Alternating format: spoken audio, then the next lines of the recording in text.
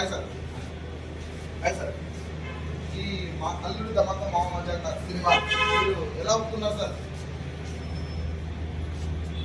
కుమార్ 2 సంవత్సరాల నుంచి కుక్కలా తిరిగి ఆ స్టోరీ చెప్తే ఆ స్టోరీలో ఉన్న కథ స్క్రీన్ ప్లే ఇప్పుడున్న జనరేషన్ నచ్చేటట్టు ఉంది కాబట్టి ఒక కథ ఒక విధం ఒక లోతు నుంచి వచ్చే కథలా ఉంది కాబట్టి నేను ఒప్పుకోవడం జరిగింది. ఇటువంటి సినిమాలు మనోడు ఎన్నో తీసి నీ పని విధానం నాకు నచ్చింది. నువ్వు రావట్లేదు.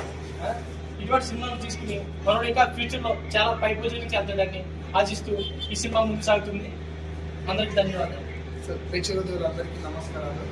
ఇప్పుడు మావ మధ్య అల్లుడి ధమాకా మావ మధ్య స్టోరీతోటి మాది ప్రేక్షకుల దగ్గర ముందుకి రావడం జరిగింది. ఇతను మావ క్యారెక్టర్ చేస్తుండు, ఇతను హీరో క్యారెక్టర్ చేస్తుండు.